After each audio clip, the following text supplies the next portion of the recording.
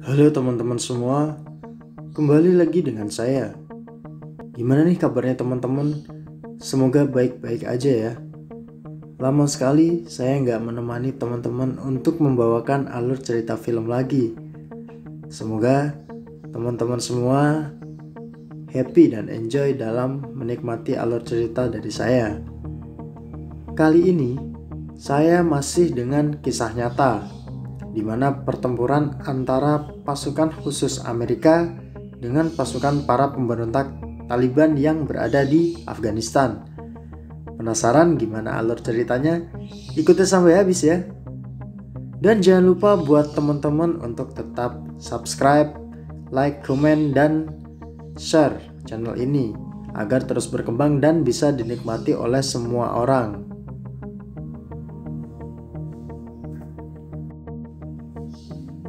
Film kali ini berjudul Lone Survivor yang dirilis tahun 2013.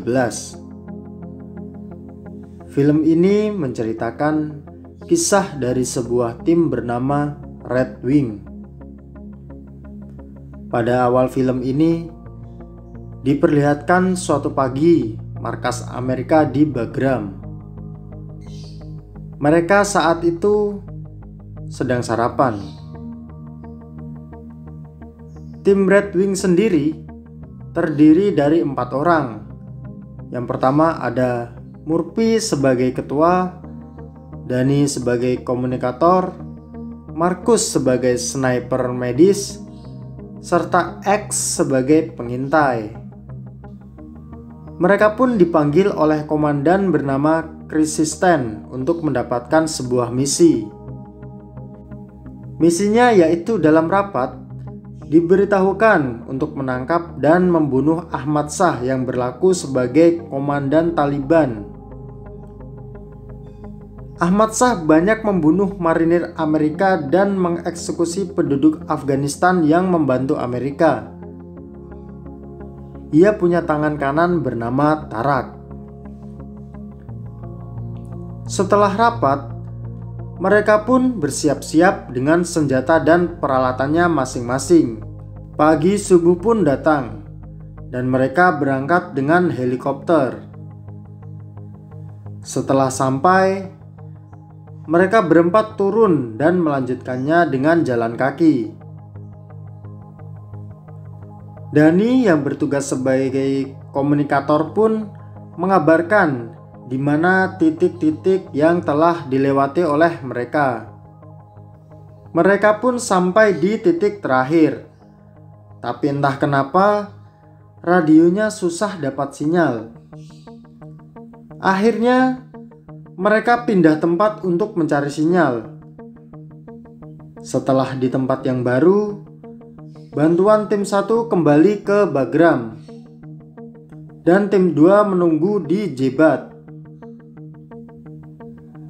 Di situ Murphy dan Marcus sudah melihat Ahmad Shah, tetapi tidak bisa menembaknya karena belum dapat perintah dan komunikasi juga belum pulih. Akhirnya mereka pun beristirahat sebentar sambil mengintai menggunakan hacker.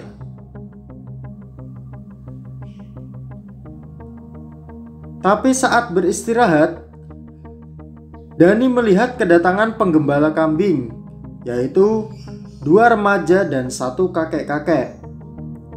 Mereka yang ketahuan pun mengejar dan mengikatnya. Disinilah awal masalahnya muncul. Kagetnya mereka saat digeledah, sang kakek membawa radio untuk berkomunikasi dengan Taliban. Mereka pun menghubungi markas, tapi komunikasi malah terputus. Murphy sebagai ketua tim pun memberikan 3 pilihan. 1. Lepaskan tawanan mereka, mendaki mungkin mereka bisa dikejar. 2. Ikat tawanan mereka, mendaki mungkin tawanan dimakan serigala. Dan 3. Mereka akan membunuh tawanan. Pilihan pertama pun diputuskan karena misi sudah dianggap gagal. Akhirnya tawanan pun dilepas dan mereka berpindah ke bukit lain untuk mencari sinyal. Singkat cerita, mereka sudah sampai di bukit berikutnya. Komunikasi pun belum juga mendapatkan sinyal. Mereka berencana pindah lagi saat nanti gelap. Karena sudah kelelahan, mereka pun beristirahat sebentar. Sedangkan Murphy masih mengintai di sekitar.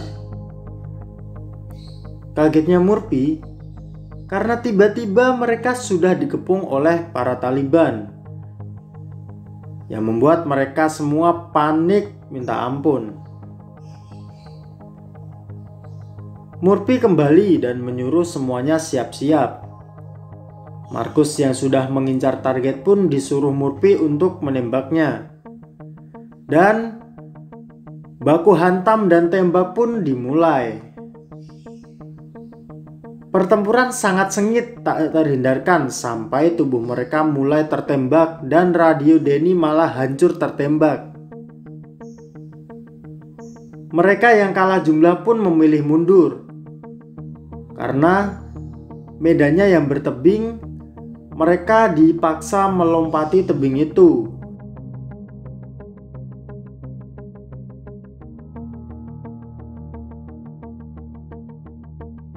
Tetapi para Taliban pun terus mengejar Murphy dan timnya.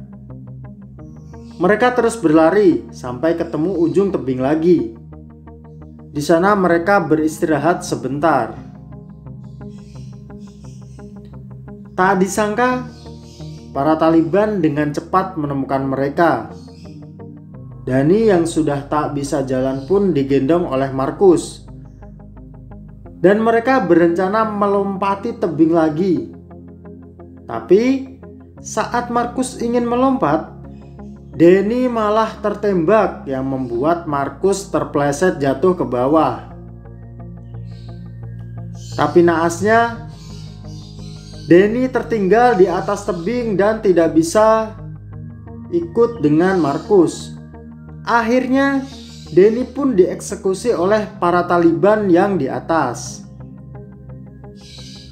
Hanya tinggal Murphy, X, dan Markus yang terus ditembaki dari atas tebing oleh para Taliban. Mereka sudah tersudut. Murphy sebagai ketua tim pun mengorbankan dirinya dengan naik ke atas tebing. Hal itu dilakukan oleh Murphy untuk memanggil bantuan menggunakan telepon darurat sehingga dapat diketahui oleh pangkalan Amerika Serikat. Sedangkan X dan Markus bertugas untuk melindunginya.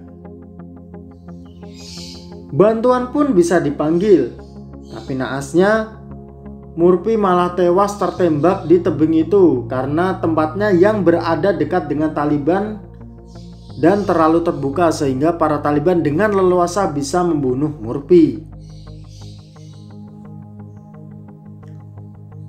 Hanya tinggal Markus dan X.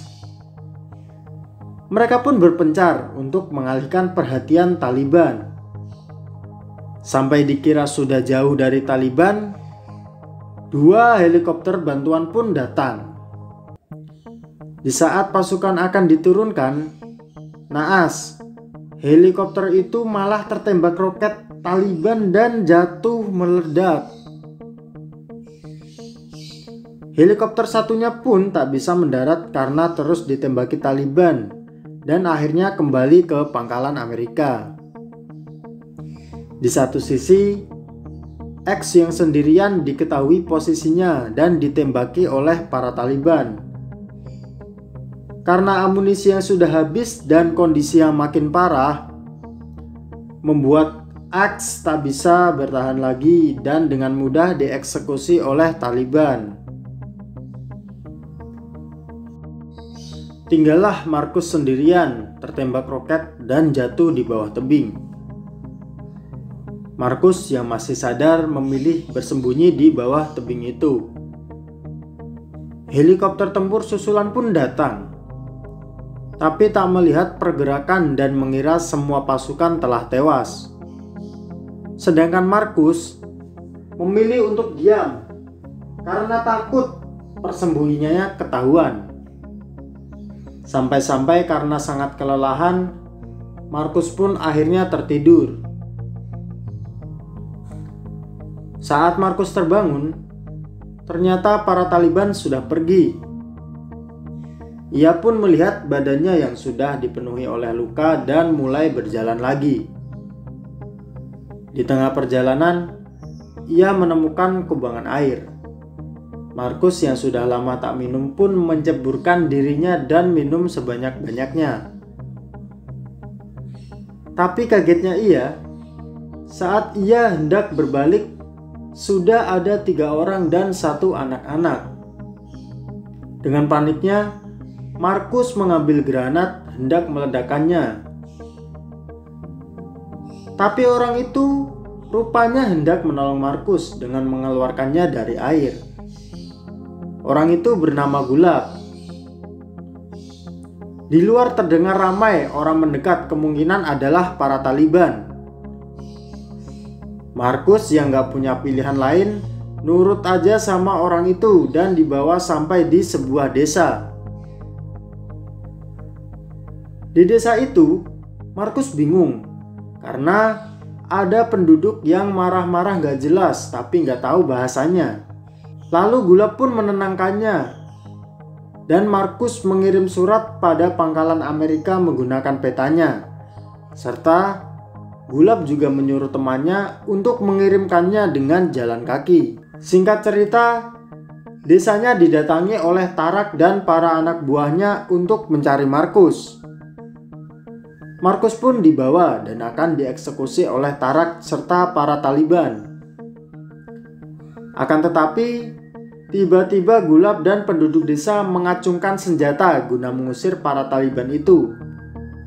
Markus pun dibawa kembali ke rumah Gulab dan membersihkan luka-lukanya. Tapi terlihat Markus sudah pingsan. Gulab pun mengganti pakaian Markus karena sudah terlihat acak-acakan. Setelah Markus sadar, ia diberi makan dan minum oleh Gulab. Markus yang sudah lama gak makan pun memakannya sampai tersedak-sedak. Mereka pun mulai ngobrol, tapi saat mereka ngobrol,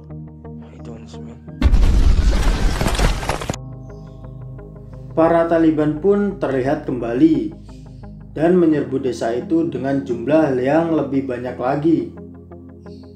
Para Taliban juga mulai menembaki warga desa yang berjaga. Di satu sisi, surat Markus pun sudah sampai ke pangkalan Amerika. Lalu, komandan memerintahkan semua anggota dan pasukan untuk membantu Markus dengan mengerahkan banyak banget helikopter dan pesawat yang dikerahkan. Kembali ke desa, Markus yang ketahuan pun disiksa oleh tentara Taliban. Untungnya, anak Gulab kembali dan memberi Markus sebuah pisau untuk melawan tentara Taliban itu. Sedangkan Tarak dipertemukan dengan Gulab, tapi Gulab berhasil membunuhnya menggunakan pistol Tarak sendiri. Bantuan pun datang. Dari helikopter hingga pesawat mulai mengusir dan menembaki para Taliban. Markus pun ditemukan dan hendak dibawa oleh medis Amerika.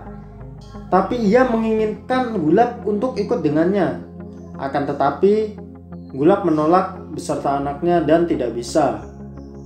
Akhirnya, Markus hanya bisa berterima kasih pada Gulab dan anaknya karena sudah menyelamatkannya.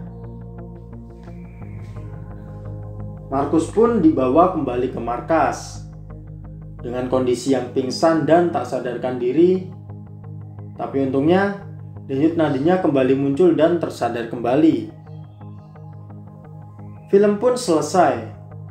Terlihat di akhir film Markus dengan putranya yang dinamai X 2012 dan foto Markus bersama Muhammad Gulab 2010 yang berteman hingga kini.